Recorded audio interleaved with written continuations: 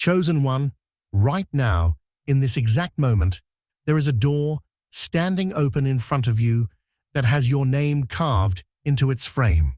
This is not poetry. This is not motivation. This is a classified spiritual briefing, and you need to understand that while you're watching this, a countdown has already begun. Heaven has sent a direct message, and it contains only 3 words. Don't skip this. You were marked, flagged, and selected because your file shows something rare. You move when others freeze. You decide when others debate. But here's what they're not telling you. The conditions that open this door are collapsing as we speak. Years of preparation, tears you cried in secret, prayers you whispered when no one was listening, humiliations you endured without witnesses. All of it has compressed into a single breath-long moment. The door is open now, not tomorrow, not when you feel ready, now. And it will close, not because you failed, but because the universe operates on precision timing, and your window is measured in seconds, not second chances. The enemy knows this. That's why you almost didn't click this video. That's why something whispered later in your mind. You are standing at the convergence point of everything you've survived, and the breakthrough you've been crying out for is not coming. It's here. But if you hesitate, if you scroll, if you let the fog of distraction roll over this moment, the door will close with a sound so quiet you'll convince yourself it was never open at all. Chosen one, like this video, subscribe, and comment, I am ready for a powerful surprise. Listen to me carefully, chosen one. What's happening right now is not a metaphor your mind can romanticize later. This is a timed mechanism, a real operational system embedded in the fabric of how breakthroughs are delivered to those who've been cleared for them. You need to understand that the spiritual realm doesn't operate on human patience. It operates on convergence. Right now, at this exact moment, multiple conditions that took years to align have finally intersected. Your readiness level, the removal of specific obstacles, the clearing of certain people from your path, the completion of hidden tests you didn't even know you were taking, all of it has come together in a configuration that creates what's called an execution window. And here's what they don't tell you. These windows don't stay open. They can't. The system you're living inside has rules, and one of those rules is that high-level opportunities must be brief, or they create distortions in the timeline itself. Think of it like this. You've been in preparation mode for years, maybe decades. The universe has tolerated your learning phase, your stumbling, your false starts, your backsliding. All of it. Preparation can go on indefinitely because it doesn't cost the system anything. But execution changes reality. It shifts outcomes. It rearranges futures. And when you step through a door like this, you don't just change your life. You alter the course of events connected to you, people connected to you, destinies tied to yours.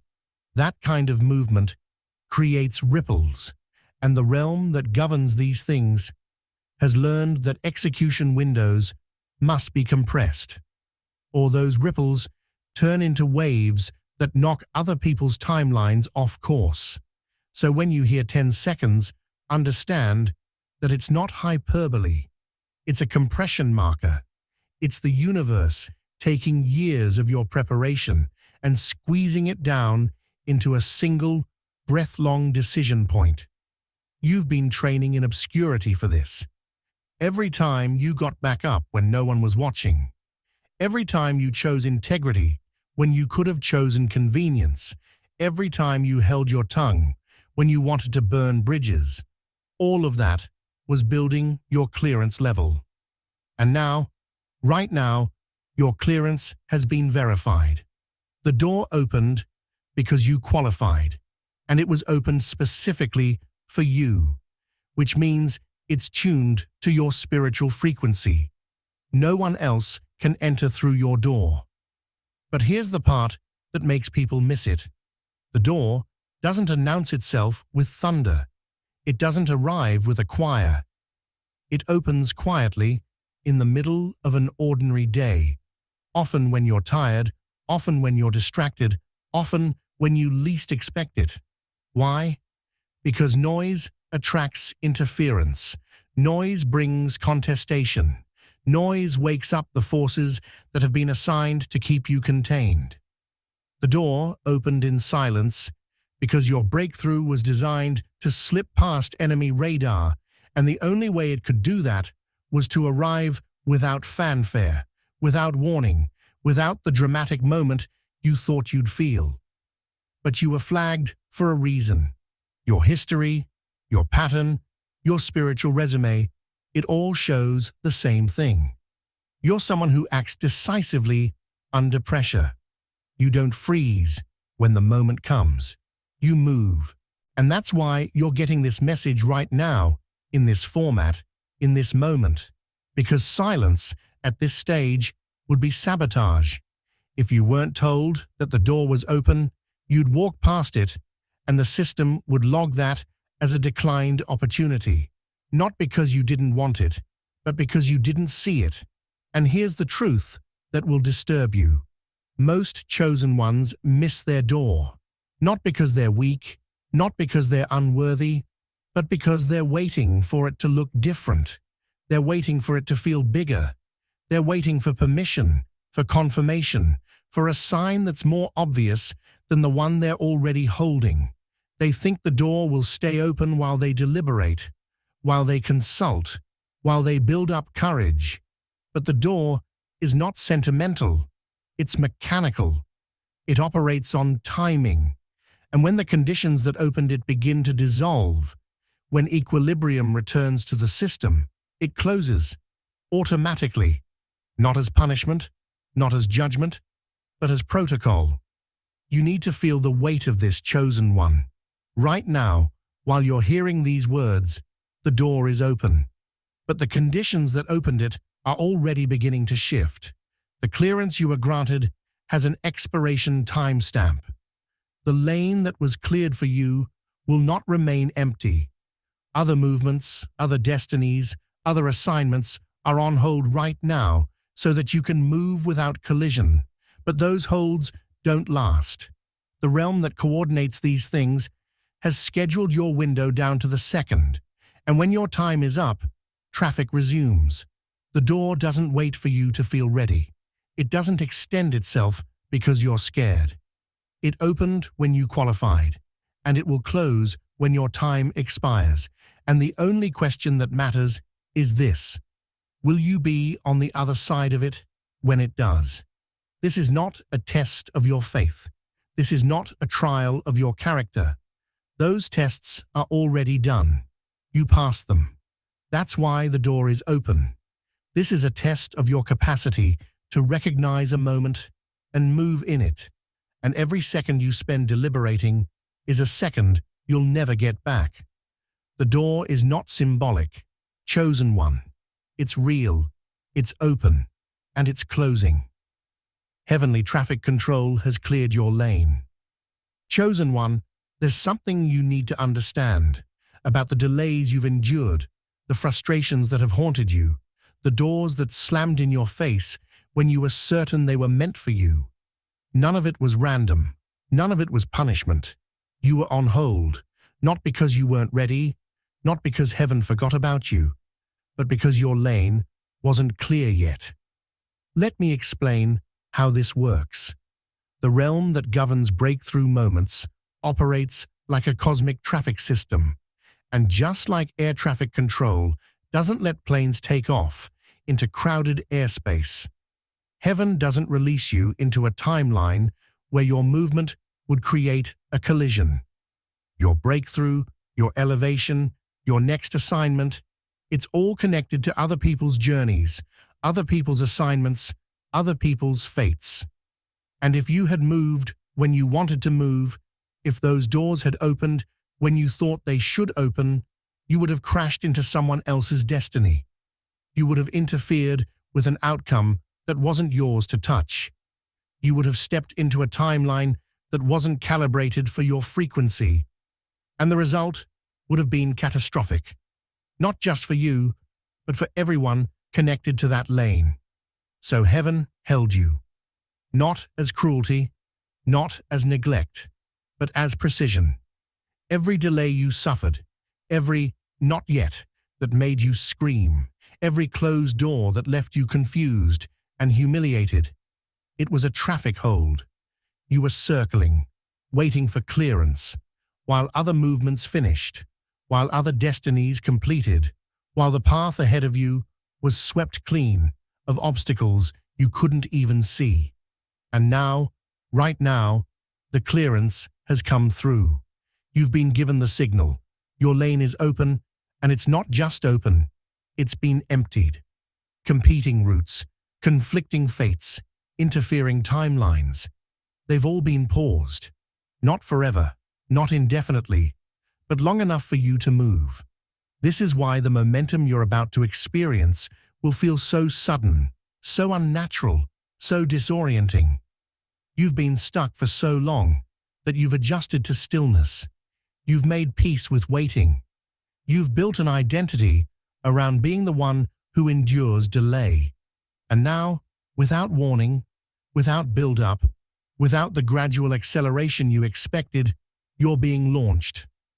The doors that wouldn't budge are suddenly swinging open. The people who ignored you are suddenly reaching out. The opportunities that ghosted you are suddenly reappearing, but different this time, upgraded, amplified, aligned, and it's going to feel wrong at first. It's going to feel too fast. It's going to trigger every fear you have about not being prepared, not being worthy, not being capable of holding what's coming. But listen to me. This is what clearance feels like. This is what it looks like when heaven stops managing your patience and starts releasing your portion. You weren't stuck because you lacked faith. You were held because the timing wasn't right, and now the timing is perfect, which means you have to move right now, while the lane is still clear. Because here's what happens if you don't. The hold gets lifted. Traffic resumes. Other people's destinies start moving again. And the window that was created specifically for you closes. Not as punishment, not as rejection, but as protocol. The system doesn't keep lanes open indefinitely. It can't. There are too many people moving, too many assignments in play, too many timelines converging. Your clearance was granted after cross-realm confirmations were finalized. Do you understand what that means? It means multiple departments, multiple authorities, multiple levels of heaven looked at your file and signed off. They reviewed your endurance record. They analyzed your breaking points. They measured your capacity to carry what you've been asking for. And they all agreed. You're clear. You're approved. You're released. But that approval has a timestamp. It doesn't last forever. It lasts exactly as long as the lane stays clear, and the lane only stays clear as long as the hold is in place. And the hold is in place right now. Right now, while you're hearing this, while you're feeling the pull to move, while something inside you is screaming that this moment matters more than you understand. That's the clearance talking. That's the signal coming through. You've been trained to wait for dramatic confirmations, for loud signs, for undeniable proof that it's time. But clearance doesn't work that way. Clearance is quiet. It's a green light in the middle of the night. It's a door that opens without fanfare. It's a knowing in your gut that says, if you don't move now, you'll regret it in ways you can't even articulate yet. And that knowing is correct. Because missed clearance does not reappear on demand. You don't get to call it back. You don't get to petition for another window. Once the lane closes, you go back into the queue, and the next clearance could be months away, years away, or calibrated for a completely different assignment because the one you were cleared for has now been reassigned to someone else who moved when their lane opened. This is not a scare tactic, Chosen One. This is how the system works.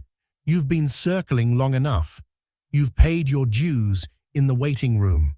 And now, right now, while the lane is empty and the signal is green and the confirmation has been logged, you have to move. Not tomorrow. Not when you feel more ready. Now. Because the clearance you've been crying out for, the breakthrough you've been pleading for, the open door you've been praying for, it's not coming. It's here. And it won't stay here. Traffic control has done its part. The lane has been cleared. The only question left is whether you'll step into it before the hold gets lifted and the chaos resumes. The enemy's last tactic. Benign distraction. Chosen One, you need to understand something critical about the warfare you're in right now. The enemy is not coming at you with fear anymore. He's not sending nightmares, panic attacks, or catastrophic thoughts. He's done that already, and it didn't work. You survived that season. You fought through those storms. You learned how to stand when the winds were howling and the ground was shaking. You've been trained in combat, hardened through trials, conditioned to recognize and resist overt attacks. And because of that, the strategy has changed. What's being deployed against you right now is something far more dangerous than fear. It's comfort. It's distraction. It's the gentle whisper that says, later. No alarms are going off. No red flags are waving. There's no sense of danger, no feeling of urgency, no obvious threat standing in your way. And that's exactly the point. Because the enemy has studied you, Chosen One. He knows your patterns.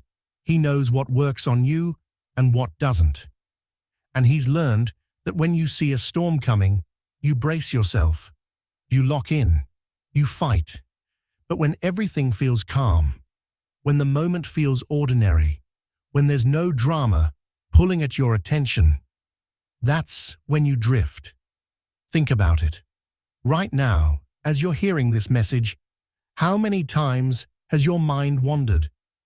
How many times have you glanced at something else, thought about checking your phone, considered what you're going to do after this video ends?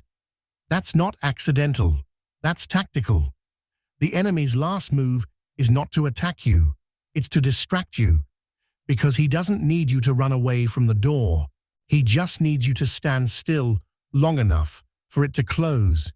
He doesn't need you to reject the breakthrough. He just needs you to postpone it, to tell yourself you'll come back to this moment later, to convince yourself that if it's real, it'll still be here tomorrow. And that lie, that single lie, has destroyed more destinies than every demon in hell combined. Because the door doesn't wait. The moment doesn't pause. And distraction doesn't feel like sabotage. It feels like nothing. It feels like scrolling. It feels like daydreaming. It feels like deciding to finish this later. Because right now, you're tired, or hungry, or bored, or distracted by something that seems more interesting, more urgent, more entertaining. And here's the brilliance of the tactic. You won't even realize you missed it. Because nothing dramatic will happen. No door will slam. No alarm will sound. You'll just drift away from this moment. And 5 minutes from now, 5 hours from now, 5 days from now, you'll barely remember why this video felt important. You'll remember the title, maybe, but the urgency will be gone. The pull will have faded. And you'll move on with your life, never knowing that you were standing at the threshold of everything you've been praying for, and the only thing that stopped you was the gentle, almost imperceptible suggestion that later would be fine. The enemy doesn't need to terrify you anymore, chosen one. He just needs to bore you. He just needs to make this moment feel less significant than it actually is. He just needs you to treat this like content, like entertainment, like something you consume and forget. Because if he can do that, if he can drain the urgency out of this moment, then he doesn't have to fight you at all. You'll walk away on your own. But here's what he's banking on you not realizing. You've been trained to fight storms, but this is a fog. Storms announce themselves. They come with noise, with violence, with unmistakable signs that war is here. But fog is quiet. Fog doesn't attack, it just obscures. It just makes everything look the same, feel the same, seem the same. And before you know it, you've drifted off course without ever noticing you moved. That's what's happening right now, chosen one. The fog of benign distraction is rolling in, and it's designed to make you think this moment is not the moment. It's designed to make you believe you have time, that you can come back to this, that the urgency you're feeling is just emotional manipulation, just hype, just theatrics. But the urgency you're feeling is the only thing standing between you and a missed opportunity that you will regret in ways you cannot yet comprehend. The tactic relies on familiarity. It relies on you being so used to waiting that you assume you're still in the waiting phase. It relies on you being so conditioned to delay that you don't recognize a green light when it's flashing right in front of you. You've fought demons, chosen one. You've battled fear, doubt, depression, anxiety. You've survived attacks that would have destroyed weaker people. But this is the test that filters out even the strong ones, because it doesn't feel like a test. It doesn't feel like warfare. It feels like a choice to watch this video later, to scroll past this moment, to close this tab and come back when you're more in the mood. And that's the trap, because the door is not waiting for you to be in the mood. The door is open now, and every second you spend in the fog is a second closer to it closing. Recognition of the tactic breaks it. The moment you see it, the moment you name it, the moment you call it out for what it is, a last-ditch effort to steal your moment through boredom instead of fear, the power drains out of it. The fog lifts, and you see the door again, standing open, waiting for you to stop deliberating and step through. The enemy's last tactic is not strength, it's distraction. And the only counter is presence. Stay here, chosen one. Stay in this moment, because this moment is the door. Your breakthrough was built from small, unnoticed wins. Chosen one, I need to tell you something that's going to sound wrong at first, but stay with me. The breakthrough that's opening for you right now was not earned in the moments you think mattered most. It wasn't earned when you were fasting, or praying all night, or declaring victory with your hands raised in a room full of believers. Those moments were important, yes, but they weren't what qualified you. What qualified you were the small, unnoticed wins. The times you bit your tongue when you wanted to curse someone out. The times you showed up to work after a sleepless night of crying. The times you chose to get out of bed when your depression told you to stay there. The times you paid a bill on time when you could have made excuses. The times you told the truth when a lie would have been easier. The times you walked away from toxicity even though it meant walking away alone. The times you kept your word when no one would have known if you broke it. Those moments, those tiny, invisible, uncelebrated moments of integrity when no one was watching and no one would have blamed you for taking the easier path. Those are the moments that built your clearance code. See, the realm that governs breakthrough doesn't operate on drama. It operates on consistency. It doesn't measure your faith by how loud you worship. It measures it by how you behave when the lights go off, when the crowd goes home, when there's no one there to applaud you for doing the right thing. It measures you in obscurity. And here's the part that undoes most people. Obscurity is where most of the work happens. The big moments, the public victories, the miracle testimonies, those are the result, not the cause. Those are the harvest, not the planting. But we live in a culture that celebrates harvest and ignores planting. So most people spend their whole lives waiting for a dramatic moment to prove they're worthy, never realizing that worthiness is built in the dark, in the silence, in the monotony of showing up when it doesn't feel like it matters. Every time you refuse to quit, when quitting would have been justified, that registered.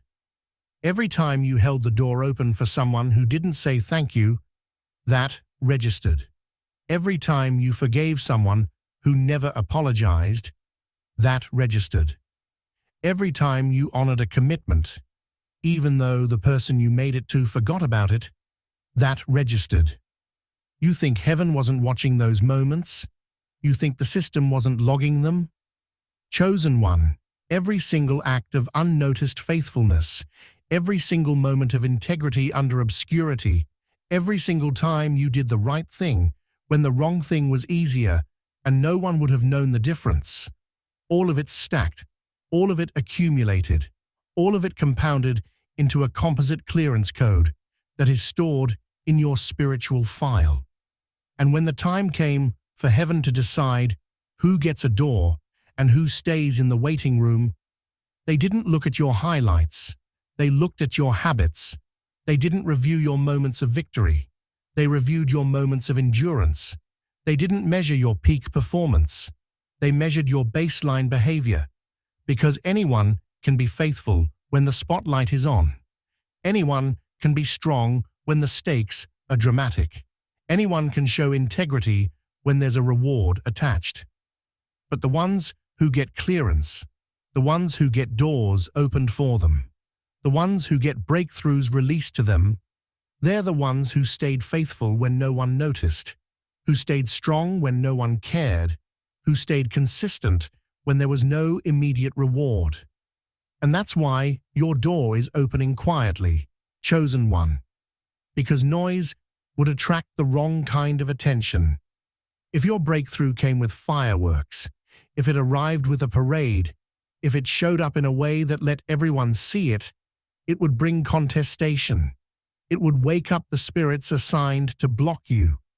It would trigger interference from people who don't even realize they're being used as obstacles.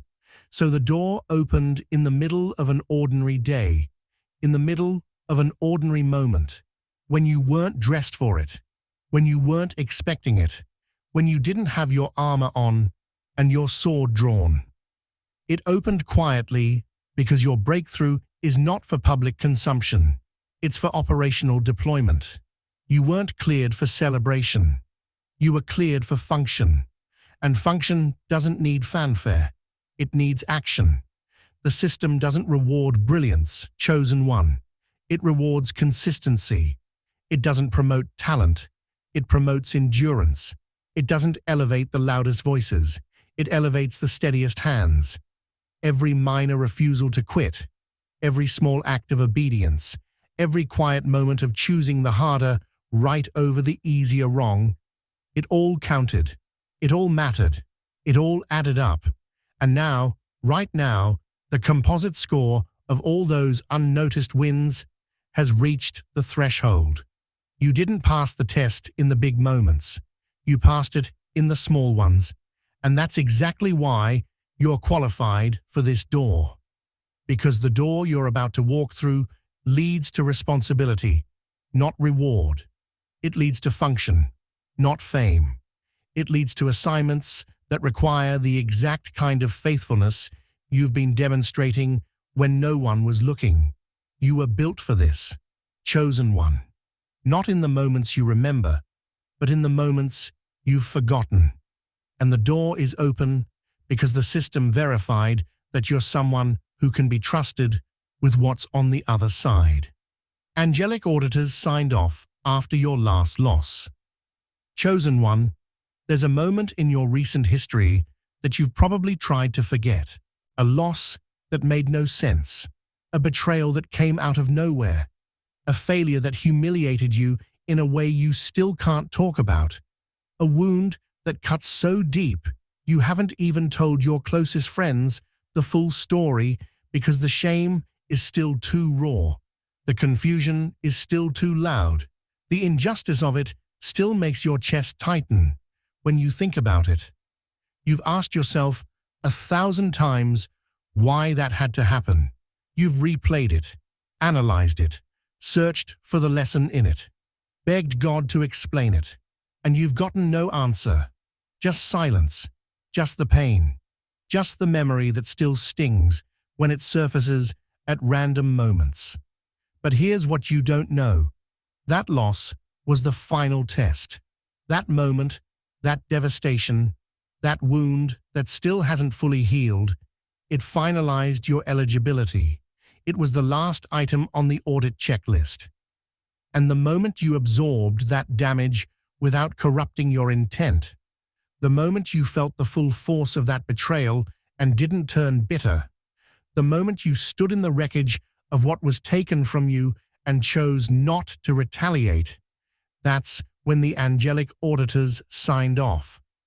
Let me explain how this works. Before breakthrough is released, there's a verification process, not a test of your faith. That was already done. Not a test of your gifts. Those were already proven. This is a test of your resilience.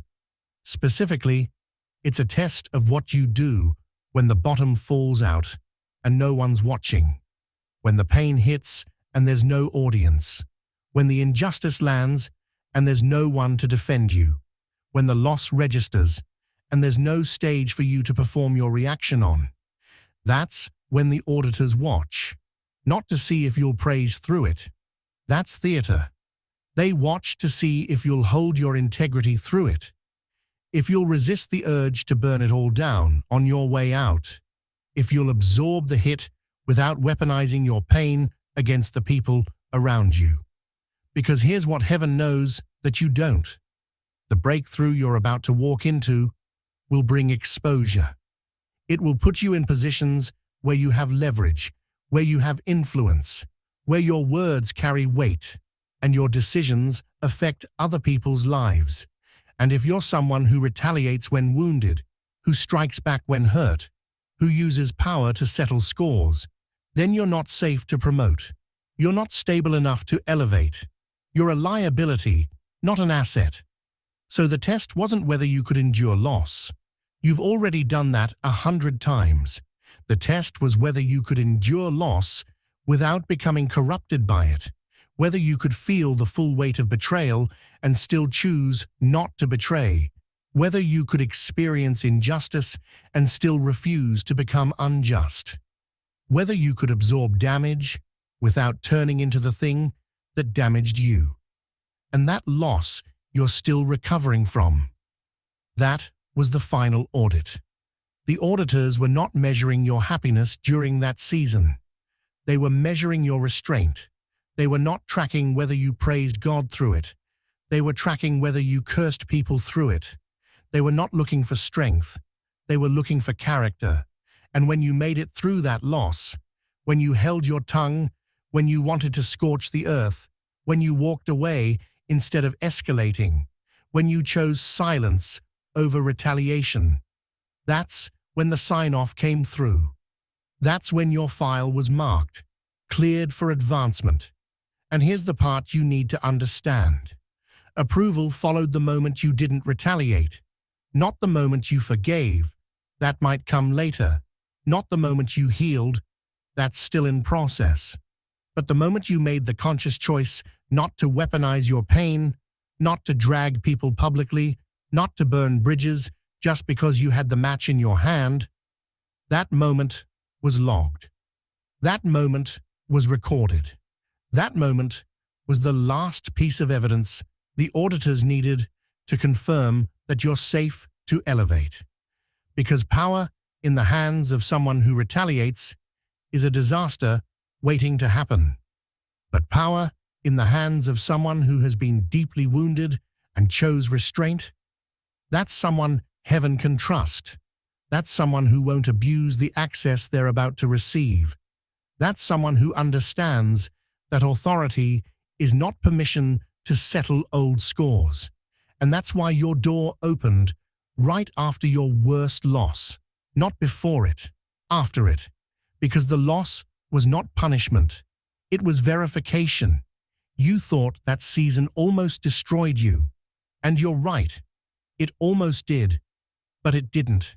You're still here. You're still standing. And more importantly, you're still you. You didn't let the pain twist you into something unrecognizable. You didn't let the betrayal turn you into a betrayer. You didn't let the injustice give you permission to become unjust. You absorbed it, you survived it, and you held your character through it. That's what the auditors were waiting to see. That's what heaven needed to verify before they could release what's next. And now that it's verified, now that the sign-off has been logged, the door is open. Not because you're healed, not because you're happy, but because you're safe. You've proven that you can be trusted with what you're about to carry. And that's all the clearance process was ever looking for. The 10-second rule is a mercy protocol. Chosen one, you need to understand why this window is so short. It's not cruelty. It's not a test of your reflexes or a game to see if you're fast enough. The 10-second rule is a mercy protocol, and it exists for one reason: to protect your outcome from interference. Let me break this down, because this is critical. When a breakthrough door opens for you, it doesn't just appear in your dimension. It registers across multiple realms. Heaven sees it. The enemy sees it. Angels assigned to your case see it. Demons assigned to block you see it. Authorities that govern your sector see it. And here's what you need to understand. Not all authorities agree that you should walk through that door. Some of them think you're not ready. Some of them think you need more time in the waiting room. Some of them have their own opinions about your assignment, your timing, your qualifications. And if the door stays open long enough, those authorities will start filing objections. They'll start raising questions. They'll start pulling up old incidents from your file to argue that you should be held back a little longer. Extended openings invite interference from lesser authorities. The longer the door stays open, the more time there is for debate, for discussion, for committee meetings in the realm about whether this is really the right moment for your breakthrough. And here's the problem. You don't have time for that. You've already waited long enough. You've already endured enough delays. You've already survived enough seasons of not yet. And heaven knows that if this breakthrough gets sent back to committee, if it gets flagged for further review, if it gets kicked back to a lower department for additional processing, you might not survive the wait. Not physically, but spiritually, emotionally, mentally. You're at the edge of what you can endure, and another delay might be the thing that finally breaks you. So the mercy protocol kicks in. The 10-second rule is activated. The door opens and a countdown starts immediately, not to test you, but to protect you. Because if the door closes before lesser authorities can file their objections, the breakthrough is sealed.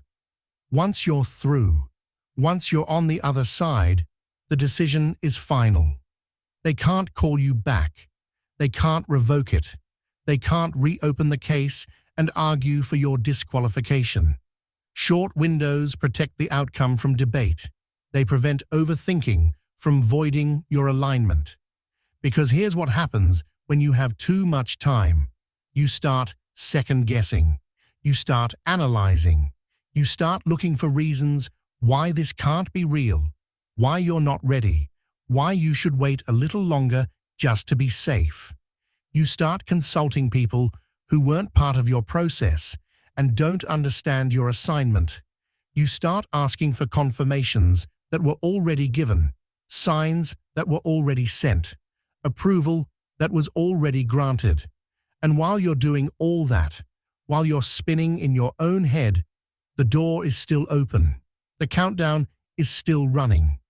And the longer it stays open, the more dangerous it becomes, not because the door itself is a threat, but because every second it's open is another second for interference to arrive, another second for lesser voices to start questioning the decision, another second for the enemy to scramble together a last-minute objection that might actually get traction. So the 10-second rule is not punishment. It's protection. It's heaven's way of saying, we're not giving them time to stop this. We're not leaving this door open long enough for bureaucracy to kill it. We're giving you a brief window. And if you move during that window, you're sealed. You're locked in. You're through. And no one can touch it after that. Mercy here is speed, not comfort. Mercy is the door closing fast enough that your enemies don't have time to organize a counterattack. Mercy is the decision being finalized before the doubters can schedule a meeting to revisit it. Mercy is you being on the other side of the breakthrough before anyone realizes what just happened. And that's exactly how it's designed to work. The door opens, the countdown starts, you move, the door closes. The outcome is sealed, and by the time anyone who wanted to stop you realizes what happened, you're already operating in the new assignment. But here's the part that undoes people.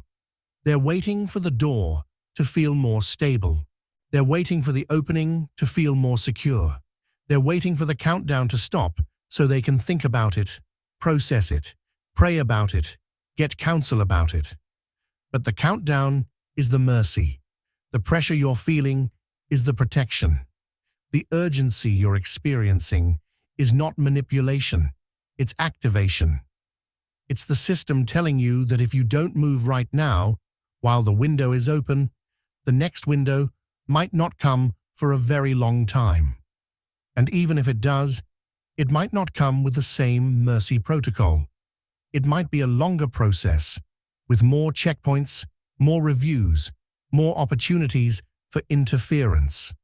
The 10-second rule is your advantage, chosen one. It's not the obstacle, it's the escape hatch. And the fact that you're feeling the urgency right now means the countdown has already started. The door is open. And if you don't move before it closes, you're not being judged. You're just being rerouted. And the route you'll be sent on will be longer, harder, and more expensive than the one you're standing in front of right now. Memory flares are confirmation signals, chosen one. Pay attention to what's been happening in your mind over the last few days, maybe even the last few hours. Faces from your past, suddenly appearing in your thoughts for no reason. Places you used to be that you haven't thought about in years, suddenly vivid in your memory. Conversations you had long ago replaying in your head as if they just happened yesterday. Vows you made, promises you spoke into the air when you were alone, declarations you whispered in desperation. All of it surfacing now, flashing through your consciousness like clips from a film you forgot you were in. You've probably been dismissing these as random thoughts, as nostalgia, as your mind wandering. But they're not random. They're confirmation signals. These memory flares are being sent to you right now, in this moment, because you're standing at a decision point, and the realm needs to verify something. Are you still the same person who made those vows? Are you still aligned with the version of yourself who spoke those promises? Or have you drifted so far from that original intent that you're no longer a match for what's about to be released? Here's how this works.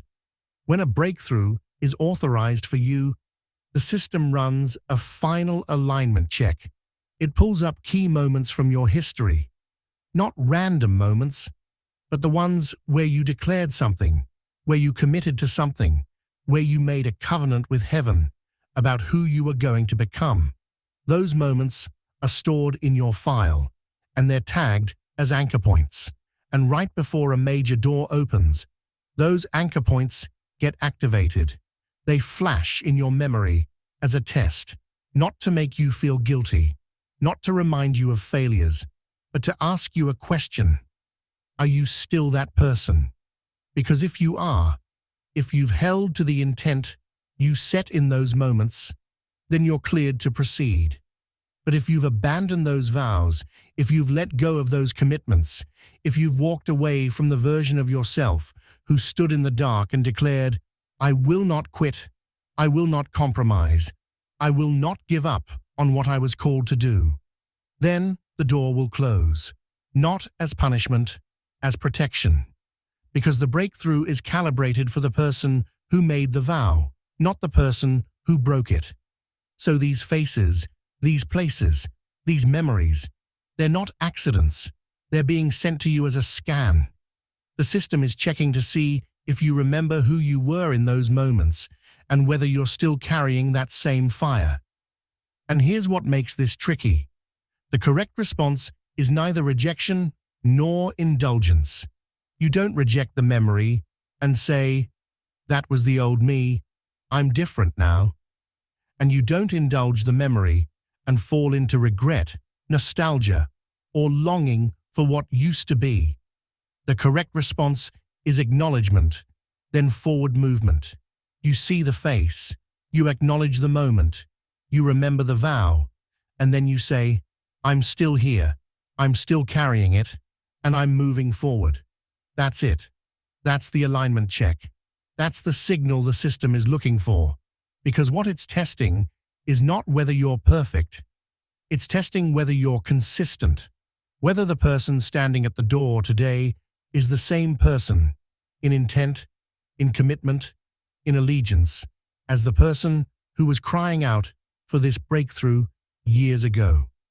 And here's the danger. Chosen one. Lingering. If you see the memory and you linger in it, if you let it pull you backward into emotional nostalgia, if you start replaying what could have been or what should have been, you reopen expired contracts. You reactivate old agreements that were already dissolved. You give authority back to seasons that no longer have jurisdiction over you. The memory flares are not invitations to go back. They're confirmations that you're still on track. But if you misread them, if you treat them as signs that you should reconnect with people from that season, revisit places from that time, or resurrect dynamics that were buried for a reason, you'll derail your own breakthrough. You'll step out of alignment, and the door that was opening for you will close because you just signaled that you're not ready to move forward. You're still stuck in the past, and the breakthrough you're being offered is not in the past. It's ahead of you. The memory flares are not calling you backward. They're confirming that you're still aimed forward. So when the face appears, when the memory surfaces, when the vow echoes in your mind, acknowledge it, feel it, and then let it go. Don't text that person. Don't revisit that place. Don't try to revive what's already finished. The flare is not an invitation. It's a verification. It's the system saying, we need to make sure you remember what you promised, because what's about to open requires you to still be that person. And if you are, if you've held the line, if you've stayed faithful to the vows you made, even when no one was watching and no one would have blamed you for letting go, then the door stays open. But if you linger, if you drift backward, if you let the nostalgia pull you into old patterns and old allegiances, the door closes. Because you just proved you're not ready for what's next. You're still tied to what was, and what's next requires you to be fully present, fully forward, fully aligned with the future, not the past. The memory flares are confirmation signals, chosen one. Acknowledge them, honor them, and keep moving. Your role is operational, not ceremonial, chosen one. I need to shatter an illusion you've been carrying. And this is going to sting for a moment, but it's necessary. The breakthrough you're about to walk into is not going to look the way you think it will. It's not going to come with applause, recognition, or public validation. There will be no ceremony, no announcement, no moment where everyone who doubted you suddenly sees your vindication and acknowledges that they were wrong about you. That's not what this is. That fantasy, that image you've been holding of the day when your breakthrough finally comes and everyone who dismissed you has to watch you win. It's not real. It's not how this works. And if you're waiting for that moment, if you're measuring this breakthrough by whether it comes with visibility, you're going to miss it entirely. Because what's opening for you right now is not a celebration. It's an assignment. You are not being promoted to a stage. You are being deployed to a function. And there is a massive difference between the two. Ceremonial roles exist to be seen. They exist for appearance, for optics, for the performance of significance. They come with titles, accolades, public moments, recognition from crowds who don't know you but celebrate you anyway. Ceremonial roles are about perception. Operational roles are about execution. They exist to get something done, to move something forward, to accomplish a mission that doesn't require witnesses. Operational roles are given to people who can be trusted to function in obscurity, who don't need applause to stay motivated, who don't require public validation to know they're on the right path. And that's what you're being cleared for, chosen one. Not ceremony, operations. You were not chosen because you're charismatic. You were chosen because you're consistent. You were not selected because you're talented. You were selected because you're faithful. You were not cleared because you perform well in front of crowds. You were cleared because you endure well in the dark. The role you're about to step into will not make sense to people watching your life from the outside. It will not look impressive. It will not come with the external markers of success that make people jealous or inspired. In fact, for a while, it might look like nothing is happening at all. You'll know you walked through the door. You'll feel the shift internally. But externally, it's going to be quiet, invisible even. And that's by design. Because visibility is not a reward. It's a stage of development. Visibility comes later, after you've proven that you can carry the responsibility without needing the recognition. Right now, you're being assigned function, and function doesn't need fanfare. It needs someone who will show up, do the work, execute the mission, and not require external validation to stay locked in. That's you, chosen one. That's why you were selected. Not because you're desperate to be seen, but because you've learned how to move without needing to be noticed. And this is where most people self-disqualify. They get the door, they step through it, and then they spend the next season looking around confused, asking, where's the breakthrough? Where's the change? Where's the moment everyone told me I'd recognize when it came? And they don't realize they're already in it. They're already operating in the new assignment. But because it doesn't look the way they expected, because it doesn't come with the packaging they were promised by people who've never had a real breakthrough themselves, they assume it didn't happen. They assume they missed it, or it wasn't real, or they weren't actually qualified. And they step back out of the door, back into the waiting room, and start the cycle all over again. Don't be that person, chosen one. Don't disqualify yourself because the breakthrough doesn't look impressive to other people. The assignment you're stepping into is operational. It's functional. It's designed to produce outcomes, not applause. And the fact that no one's going to throw you a party for it is not a sign that it's not real. It's a sign that it's exactly what you were built for. Rewards come after stabilization, not at entry. You don't get the trophy when you start the race. You get it when you finish. And right now, you're at the starting line of something significant, something powerful, something that will shift the trajectory of your entire life and the lives of everyone connected to you. But it starts quietly. It starts with function, not fanfare. It starts with you showing up to the assignment, executing the mission, carrying the responsibility, and not needing anyone to notice. And if you can do that, if you can operate in obscurity without losing focus, without getting bitter, without needing validation from people who aren't even part of your process, then the visibility will come. But it will come later, after you've proven that you don't need it. Because people who seek validation stall at thresholds. Chosen one. They get the door, they see the opportunity, and then they stand there, waiting for someone to congratulate them for making it this far. And while they're standing there, waiting for applause that's never coming, the door closes, and they never realize that they were chosen for execution, not celebration. Don't make that mistake. You were cleared for function. Step into it. The door closes automatically. No judgment attached. Chosen one, you need to understand something that most people get wrong about what happens if you don't move through this door. There's no punishment waiting for you.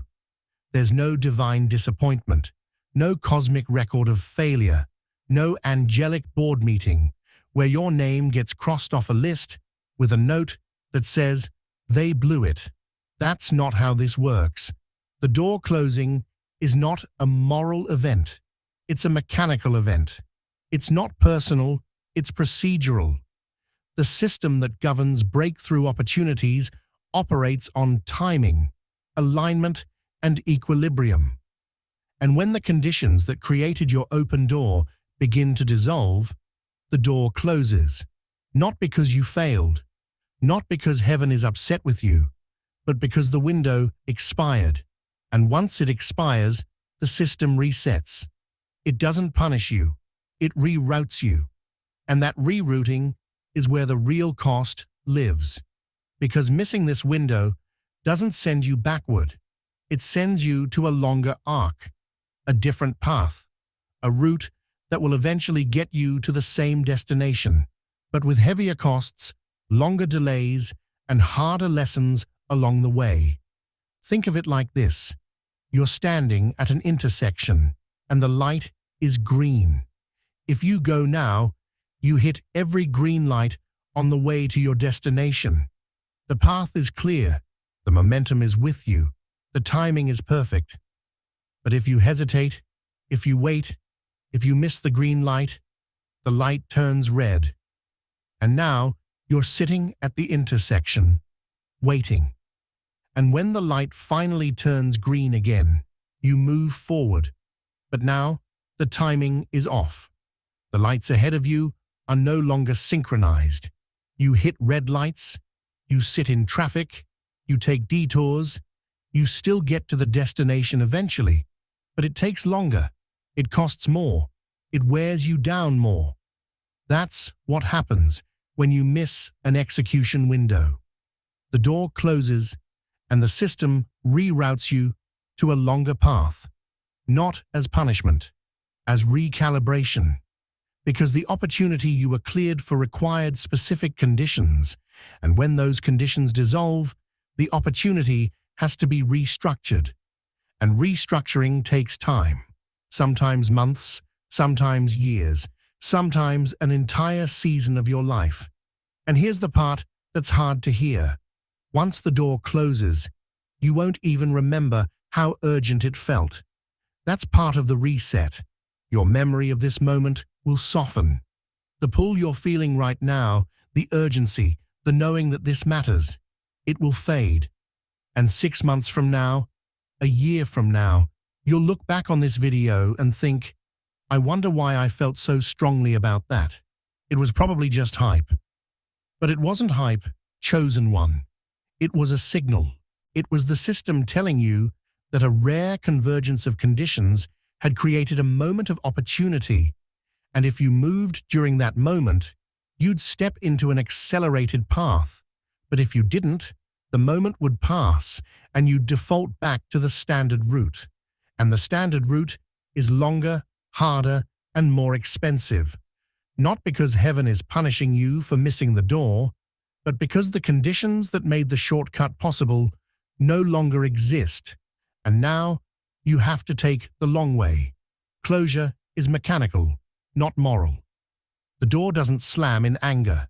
It doesn't shut with disappointment. It simply closes when the timer runs out and the system moves on. And here's what you need to understand. The system is not waiting for you.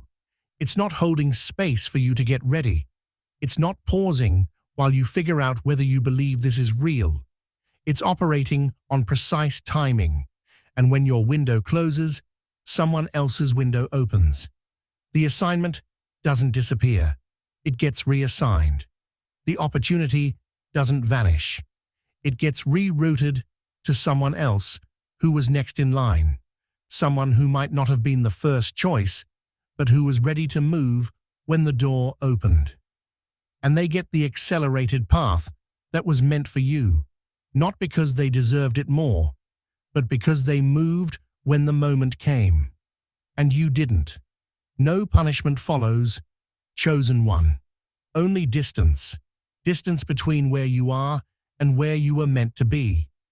Distance between the timeline you could have stepped into and the timeline you're still walking. Distance between the person you were about to become and the person you're still trying to be. That distance is the cost, and it's a cost that most people don't feel until much later, when they look back and realize that everything shifted.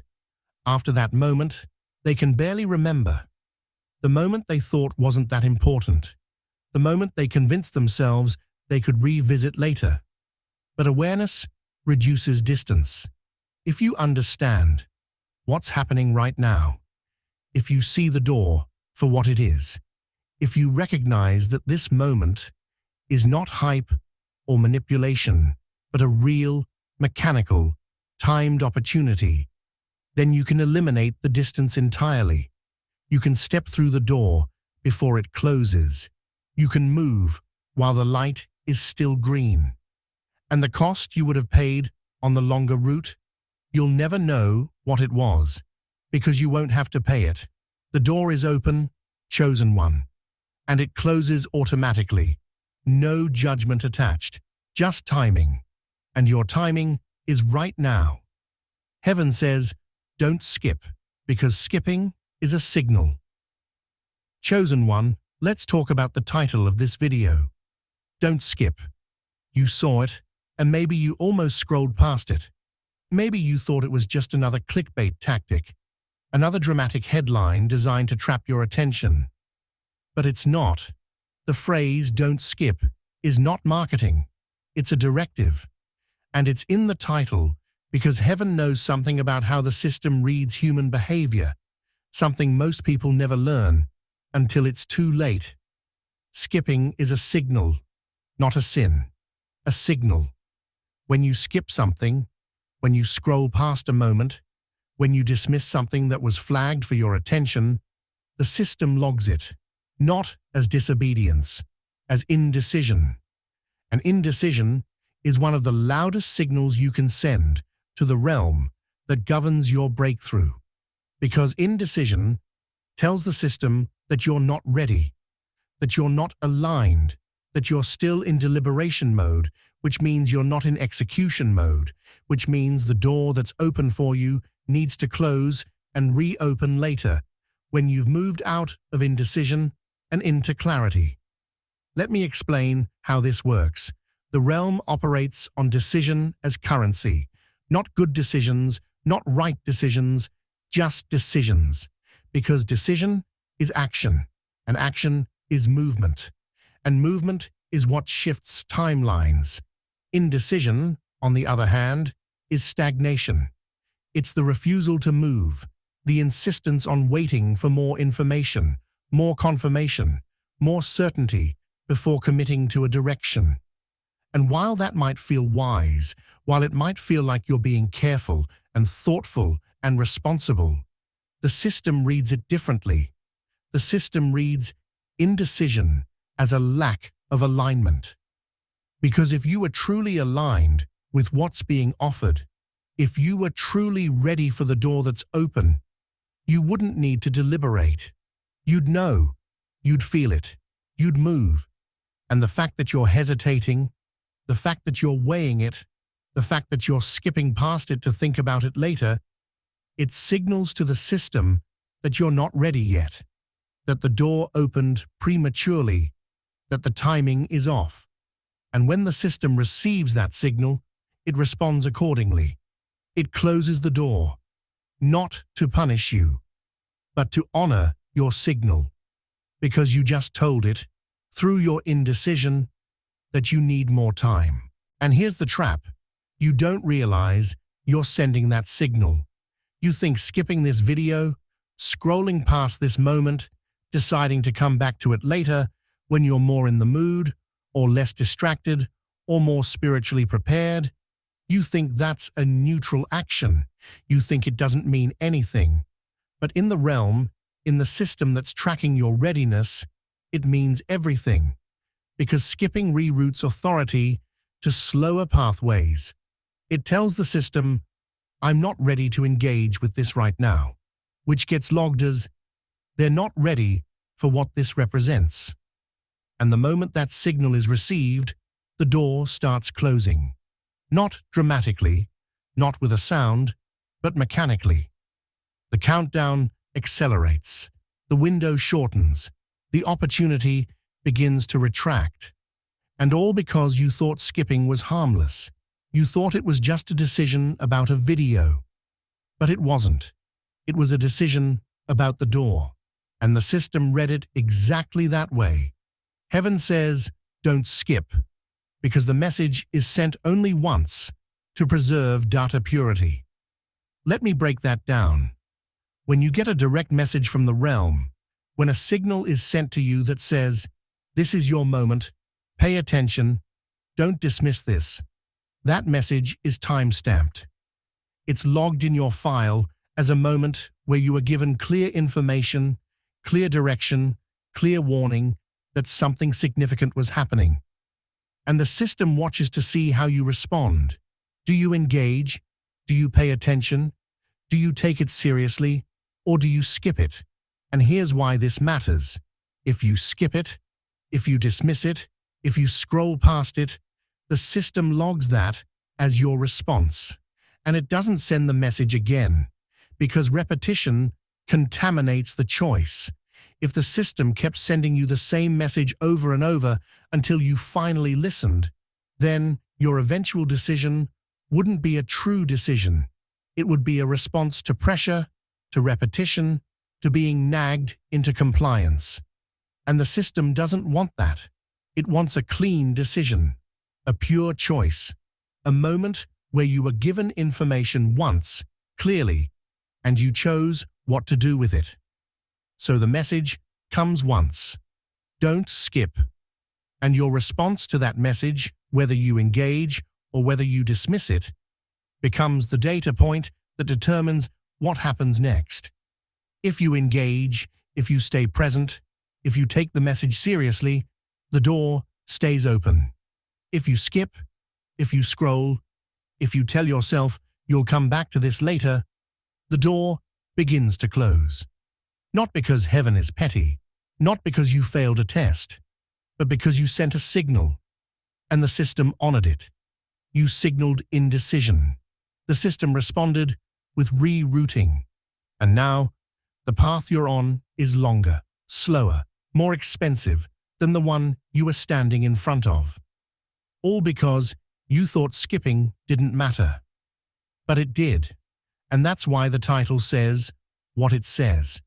Because heaven knows that most people will skip. Most people will scroll.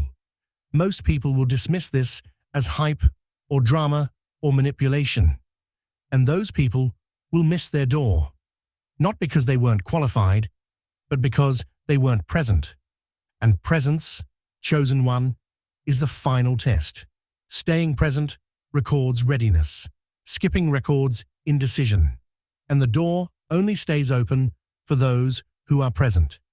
Unseen witnesses are counting seconds, not words. Chosen one, while you've been reading this, while you've been processing these words, something has been happening that you can't see.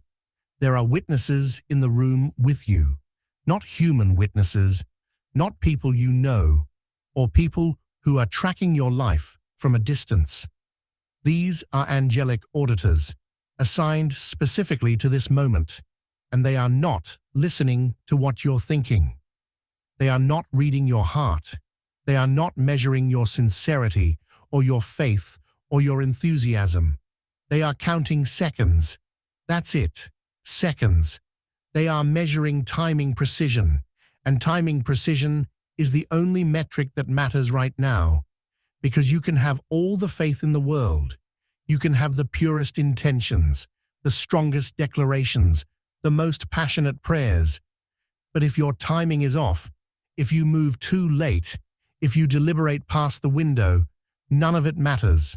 The door will close while you're still deciding, and the witnesses will log it as a timing failure, not a faith failure. Let me explain what's being measured. The realm operates on alignment, and alignment is not a feeling. It's a synchronization between your decision and the moment. When the door opens, a clock starts. Not a literal clock, but a timing mechanism that tracks how long it takes you to respond to the opening. And the witnesses assigned to your case are watching that mechanism. They're not listening to your explanations. They're not waiting for you to articulate why you're ready, or why you deserve this, or why you've earned it. They're watching the clock. They're counting the seconds between the moment you became aware of the open door and the moment you moved toward it. And if that gap is too long, if you hesitate too much, if you spend too much time in your head trying to figure out whether this is real or whether you should trust it, the gap gets logged as misalignment. Not because you didn't believe, but because you didn't move. Your history shows accuracy when stakes are real. Chosen one. That's why you're getting this message in the first place. The system has reviewed your file, and it shows a pattern. When the pressure is on, when the moment is critical, when there's no time to think and you just have to act, you move correctly. You make the right call. You trust your instinct. You don't freeze. That's your pattern. That's your signature. And that's exactly why this door opened for you. Because what's on the other side of it requires that exact quality. It requires someone who can make decisions under pressure, someone who doesn't need perfect information to move, someone who can feel the weight of a moment and trust it enough to act. But here's the test. Will you do it now? Will you move with the same decisiveness you've shown in past moments of pressure? Or will you treat this moment differently because it doesn't look the way you expected? Because it's coming through a video instead of a vision? Because it's being delivered in words instead of a dramatic sign? This moment verifies that pattern. The witnesses are not here to test your faith. They're here to verify your consistency, to confirm that the pattern they saw in your history is still active, still accurate, still the defining characteristic of how you operate under pressure.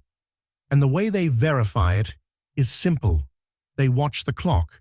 They count the seconds. They measure how long it takes you from the moment of awareness to the moment of action. And if the gap is short, if you move quickly, if you don't waste time deliberating, they log it as confirmation. Pattern verified. Consistency confirmed. Clearance maintained. But if the gap is long, if you hesitate, if you let the seconds tick by while you try to figure out whether this is real or whether you should wait, they log it differently. Pattern disrupted. Consistency broken. Clearance under review.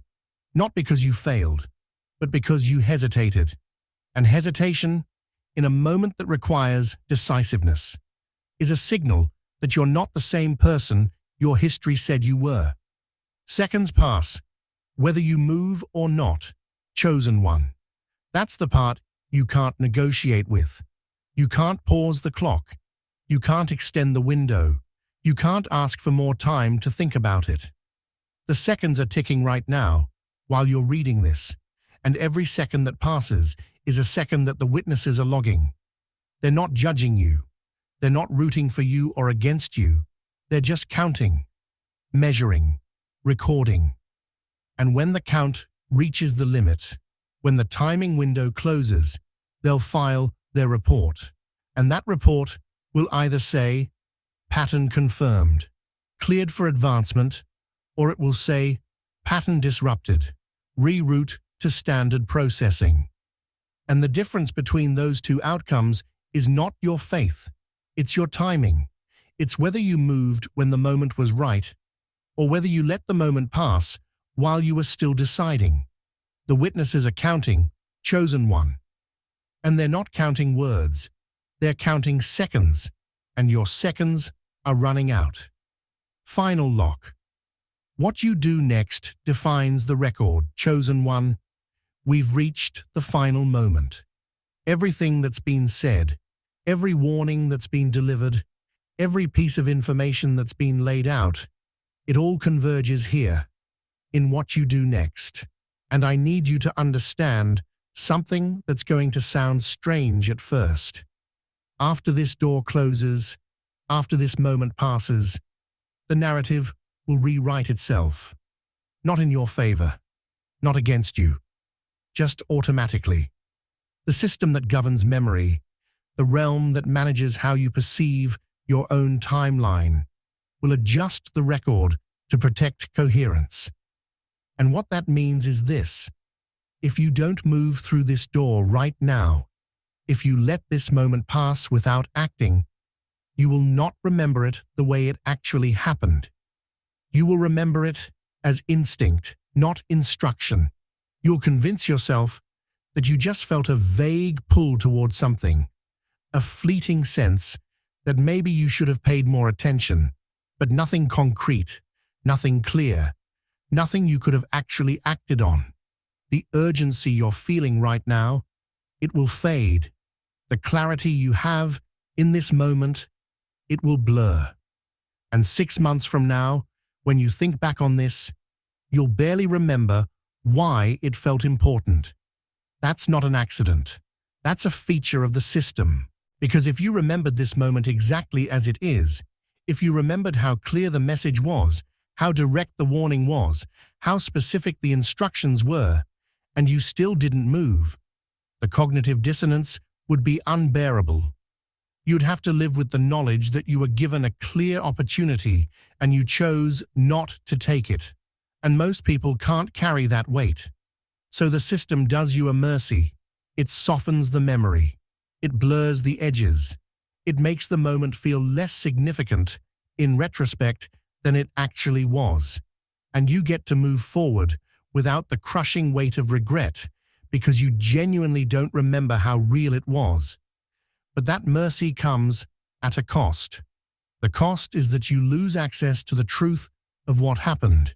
You lose the ability to look back and say, I was given a door, and I walked past it.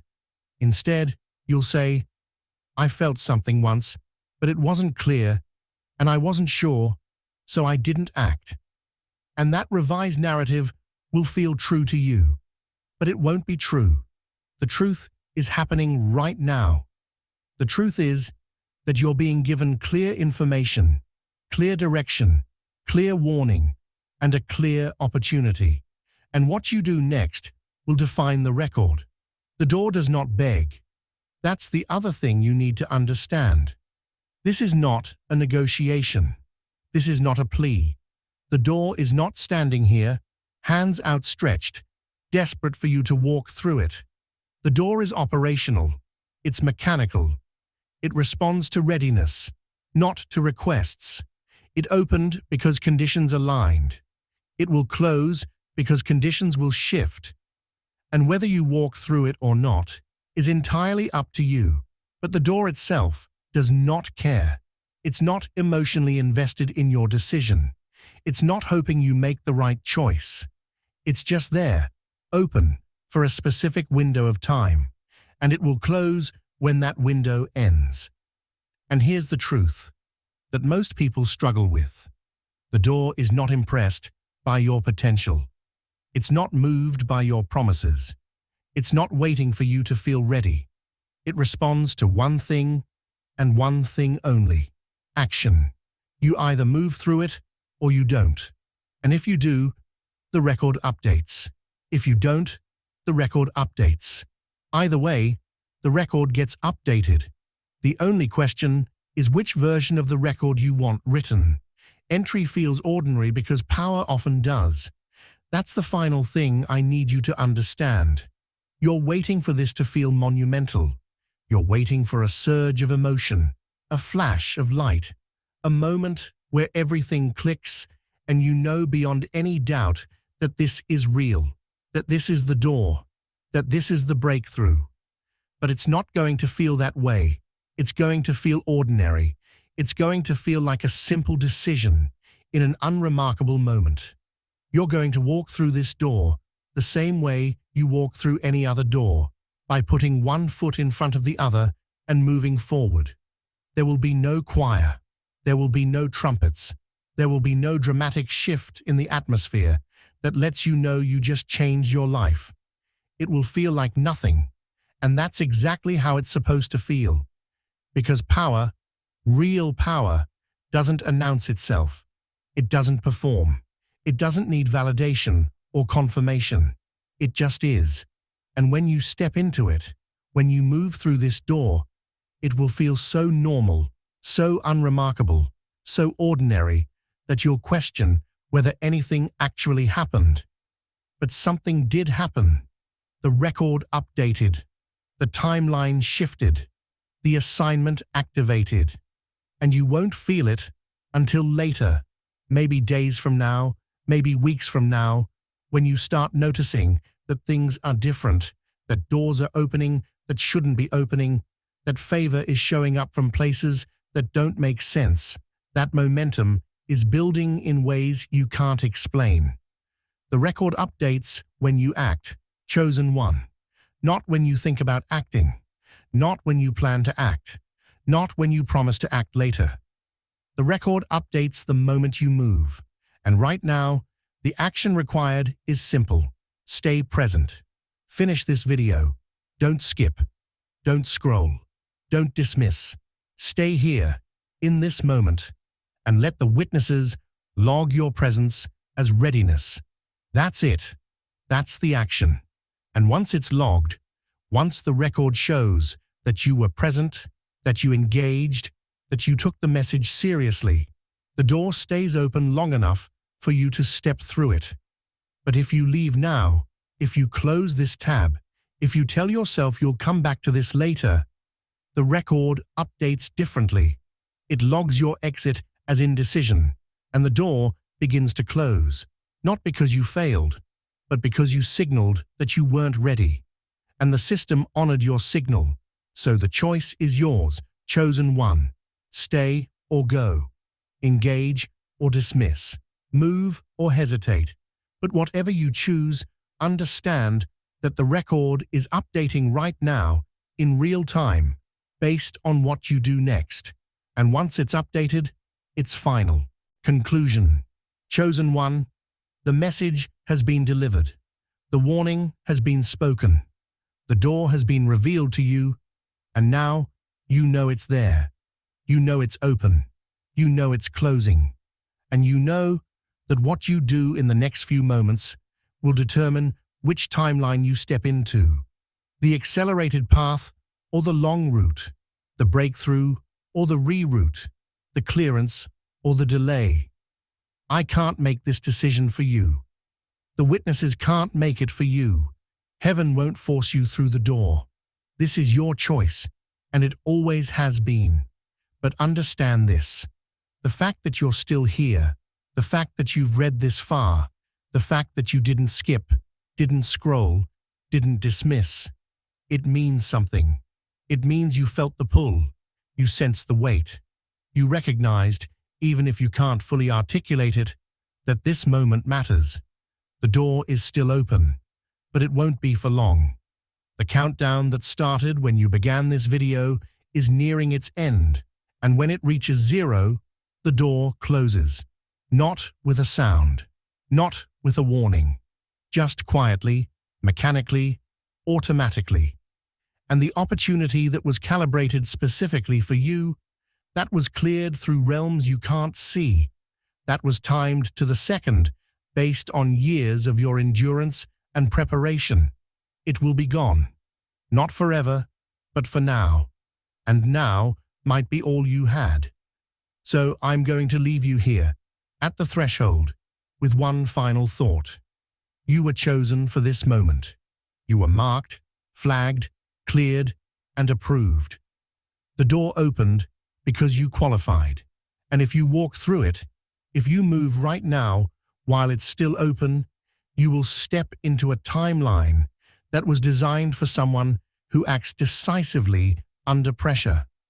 But if you hesitate, if you wait, if you let this moment pass, you'll step into a different timeline, a longer one, a harder one, and you won't even remember what you missed because the system will soften the memory to protect you from the weight of it. The choice is yours, chosen one. The door is open, the witnesses are watching. The clock is ticking, and heaven says, don't skip.